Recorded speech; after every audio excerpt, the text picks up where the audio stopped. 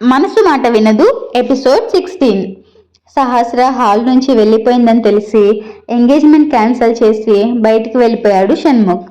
ఎక్కడ వెతికినా సహస్ర కనిపించలేదని నేరుగా ఇంటికి వెళ్ళాడు. ఫంక్షన్ హాల్ నుంచి బయటకు వచ్చిన సహస్ర ఎదురుగా ఉన్న రెస్టారెంట్లోకి వెళ్ళింది. అక్కడ కూర్చొని షణ్ముఖ్ బయటికి రావడం వెతుక్కోవడం అంతా చూస్తూనే ఉంది. అప్పుడే ఎంగేజ్మెంట్ అయిపోయినట్టుంది, అందుకే వెళ్ళిపోతున్నాడనుకుంటా అని అనుకుంటూ క్రాంతికి కాల్ చేసింది సహస్ర. ఆ కాల్ చూసి వెంటనే కోపంగా లీఫ్ చేసి, నువ్వు నా లైఫ్ని నాశనం చేయడానికే పుట్టావా? నీ వల్ల ఈరోజు నా ఎంగేజ్మెంట్ కూడా ఆగిపోయింది. నా లైఫ్కి పెద్ద శనిలా జాపరిచ్చావు. వీల్ చైర్లో ఉన్న నీ మొగుడుతో కాపురం చేసుకోక నాతో ఎందుకు ఆడుకుంటున్నావు? నా లైఫ్ నుంచి దూరంగా వెళ్ళిపో, గుక్క తిప్పకుండా వచ్చింది క్రాంతి. నేను నిజంగా నీ లైఫ్ నుండి వెళ్ళిపోవాలని కోరుకుంటే ఫంక్షన్ హాల్ ఎదురుగా ఉన్న రెస్టారెంట్లోకి ఒంటరిగా వచ్చి కలువు అని చెప్పి కాల్ కట్ చేసింది సహస్ర. ఫోన్ గట్టిగా పట్టుకొని ఈ సహస్రను ఎలాగైనా సరే నా లైఫ్ నుంచి పంపేయాలి అనుకుంటూ కోపంగా రెస్టారెంట్కి వెళ్ళింది క్రాంతి. ఒక టేబుల్ దగ్గర సహస్ర కూర్చొని ఉండడం చూసి పెద్ద పెద్ద అడుగులు వేసుకుంటూ ఆమె దగ్గరికి వచ్చి, చెప్పు, ఏం కావాలి నీకు అని అడిగింది క్రాంతి. కూల్ క్రాంతి, ముందు కూర్చో, ఎందుకు నీకంత ఆవేశం అని క్రాంతితో చెప్పి ఆమె కూర్చున్నాక నేను నీతో ఒక డీల్ మాట్లాడాలని పిలిచాను అని చెప్పింది సహస్ర. ఆ మాటకు గట్టిగా నవ్వుతూ, డీలా? ఇప్పుడేం డీల్ పెడుతున్నావు అని వెటకారంగా అడిగింది క్రాంతి. నేను నీ బాయ్ ఫ్రెండ్ సిద్ధార్థ్తో క్లోజ్గా ఉంటున్నానని తెగ ఫీల్ అయిపోతున్నావు కదా, అందుకే నేను ఈ లైఫ్లో నుంచి శాశ్వతంగా వెళ్ళిపోవాలంటే నాకు నువ్వు 20 లక్షలు ఇవ్వాలి. ఆ మనీ ఇచ్చేస్తే ఇక నీకు ఎప్పటికీ నా మొహం కూడా చూపించను, ఈ సిటీలోనే ఉండను అని స్థిరంగా చెప్పింది సహస్ర. అది విని ఇంకా గట్టిగా నవ్వుతూ, ఏంటి సహస్ర, అబ్బాయిలందరూ నీ మాటలకు పడిపోయినట్టు ఇప్పుడు నేను కూడా పడిపోతాను అనుకుంటున్నావా? నీ హస్బెండ్కి హెల్త్ బాగాలేకపోయింది కానీ డబ్బుకు లోటు లేదు కదా, మరి నన్ను డబ్బు అడుగుతున్నావేంటి? ఇదొక కొత్త రకమైన డ్రామానా అని అడిగింది. నువ్వు అడిగే చెత్త ప్రశ్నలకు సమాధానం చెప్పే అవసరం నాకు లేదు. డీల్ ఓకే అంటే నేను కూడా మాట మీద నిలబెట్టుకుంటాను అని విసురుగా చెప్పింది సహస్ర. ఆ మాటలు విని సహస్ర వైపు సూటిగా చూస్తూ, ఈ సహస్రను చిన్నప్పటి నుంచి చూస్తున్నాను. దాని మెంటాలిటీ ప్రకారం మాట ఇస్తే తప్పదు కాబట్టి దీని పీడ వదిలించుకోవడమే మంచిది అని మనసులో అనుకుంది క్రాంతి.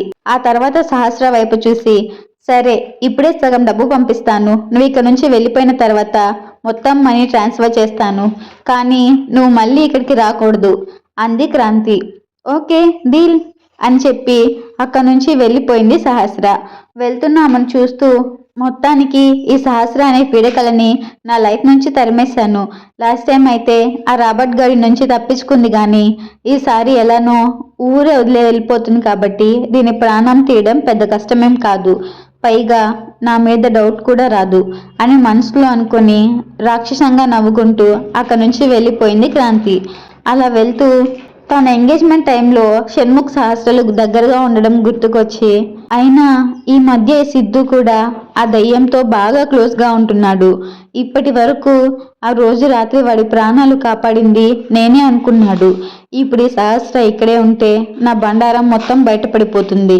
అప్పు చేసైనా సరే దానికి డబ్బిచ్చి ఇక్కడి నుంచి పంపేయాలి అని మనసులో కోపంగా అనుకుంది క్రాంతి.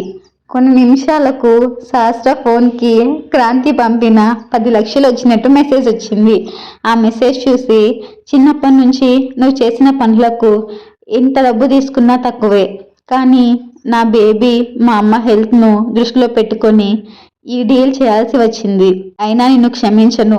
నా బేబీ పెరిగిన తర్వాత ఖచ్చితంగా తిరిగి వచ్చి నీ మీద పగ తీర్చుకుంటాను అని కోపంగా అనుకొని ఇంటికి వెళ్ళింది సహస్ర. క్యాబ్ దిగిన వెంటనే ఆమెకు గేట్ దగ్గర వీల్ చైర్లో కూర్చున్న షణ్ముఖ్ కనిపించాడు. అతన్ని చూసి నొసలు చిట్లిచ్చి, ఇదేంటి ఇక్కడ కూర్చున్నాడు? ఎంగేజ్మెంట్ అయిపోయి వచ్చాడా, లేదంటే ఆ క్రాంతి చెప్పినట్టు నిజంగా మధ్యలోనే వచ్చేసాడా? అయినా ఇవన్నీ నాకెందుకులే, ఎలానో నేను ఇక్కడ నుంచి వెళ్ళిపోతున్నాను కదా అని మనసులోనే అనుకుంటూ ముందుకు అడుగు వేసింది సహస్ర. అటు సహస్ర క్యాబ్ దిగిన వెంటనే షణ్ముఖ్ ఆమెను చూసి సంతోషపడిపోయాడు. కానీ ఆ ఫీలింగ్స్ ఏమీ బయటికి కనిపించకుండా, నేను వస్తాను, ఉండమని చెప్పినా సరే నా మాట లెక్కలేనట్టు వచ్చేసావు కదా, ఇప్పుడు నా నుంచి ఎలా తప్పించుకుంటావో నేను చూస్తాను అని ఆమెను సీరియస్గా చూస్తున్నాడు షణ్ముఖ్.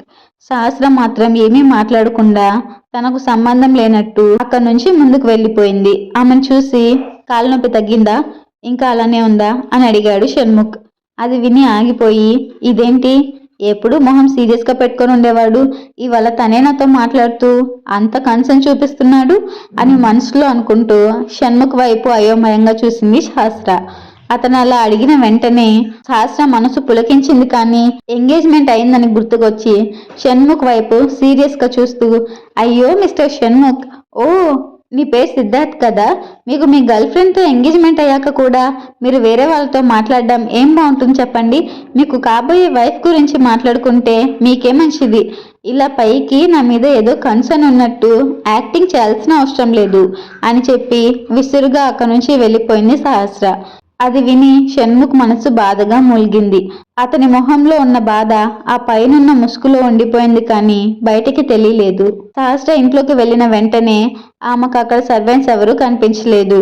అక్కడ నుంచి డైరెక్ట్ గా తన రూమ్ కి వెళ్ళి, ఇప్పుడు నేను బ్యాగ్ తీసుకొని వెళ్తే ఆ షణ్ముఖ్కి డౌట్ వచ్చేస్తుంది. ఇంపార్టెంట్ కార్డ్స్ అవి తీసుకువెళ్ళిపోతే సరిపోతుంది. అత్తమ్మ ఎలానో ఇంట్లో లేరు, అటు అమ్మ దగ్గర వేరే ఎవరైనా ఉన్నారేమో చూసి జాగ్రత్తగా తీసుకొని వెళ్ళిపోవాలి అని మనసులో అనుకొని తన తల్లి రూమ్ వైపు వెళ్ళింది సహస్ర. అక్కడే పడుకొని ఉన్న వైశాలిని చూసి, అమ్మా త్వరగా లే, బయటకు వెళ్తున్నాం అంటూ లేపింది సహస్ర.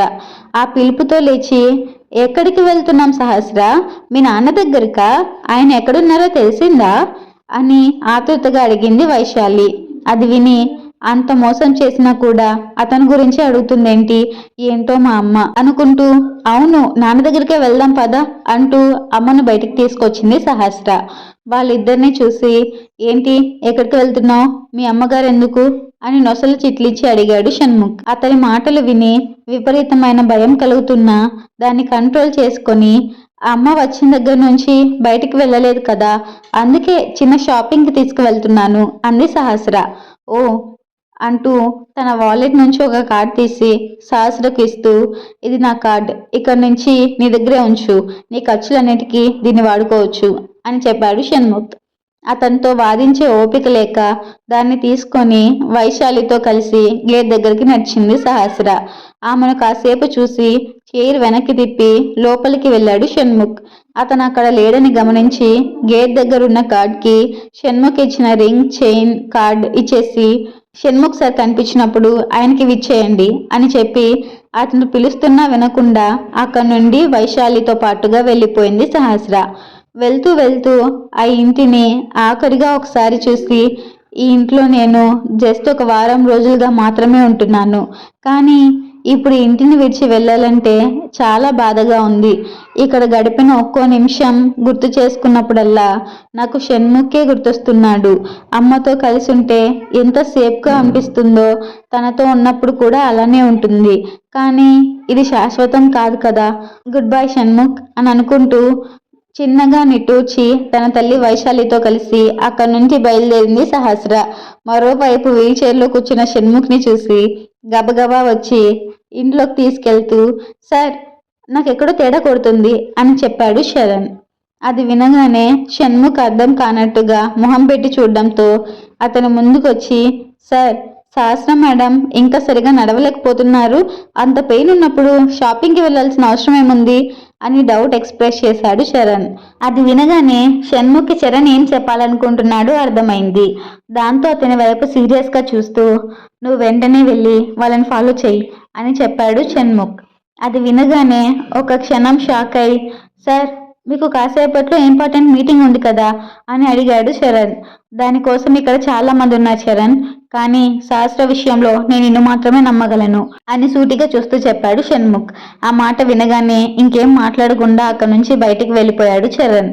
మీటింగ్ స్టార్ట్ అవ్వడానికి ఇంకా గంట మాత్రమే ఉండడంతో షణ్ముఖ్ రెడీ అవ్వడానికి తన రూమ్కి వెళ్ళిపోయాడు. కానీ ప్రస్తుతం అతని ఆలోచనలన్నీ శాస్త్ర చుట్టూనే తిరుగుతున్నాయి. అంతకుముందు ఎప్పుడూ లేనట్టుగా ఏదో పరధ్యానంలో ఉన్నాడు.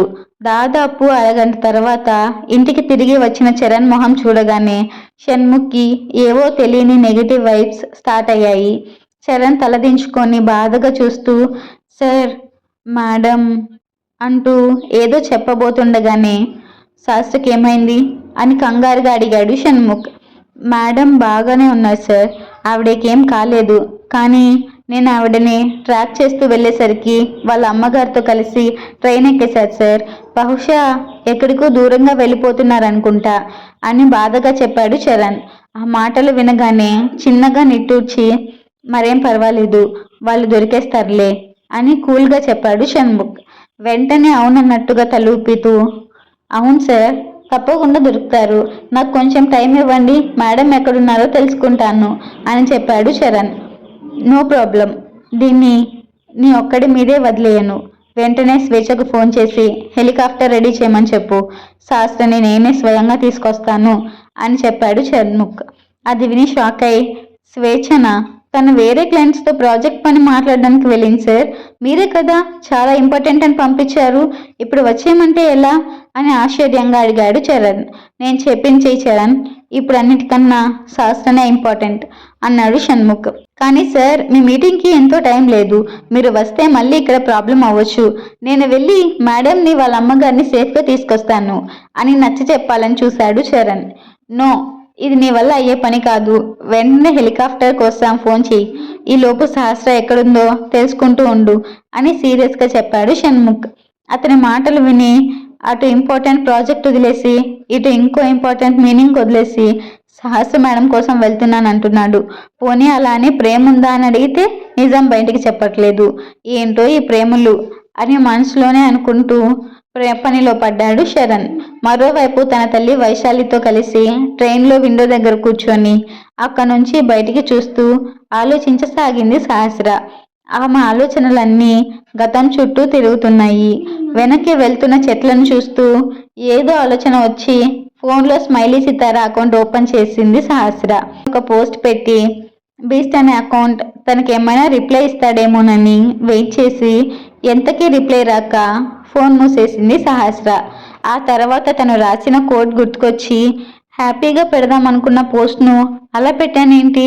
గత 14 ఏళ్ళుగా ఇలాంటి రోజు కోసం నేను ఎంతగానో ఎదురు చూశాను, ఆ దేవుడికే తెలుసు. కానీ ఇప్పుడు ఈ సిటీని దాటి వెళ్తుంటే గుండెల్లో ఏదో తెలియని భారంగా ఉంది. ఎందుకు ఇలా ఉంది అని అనుకుంది సహస్ర.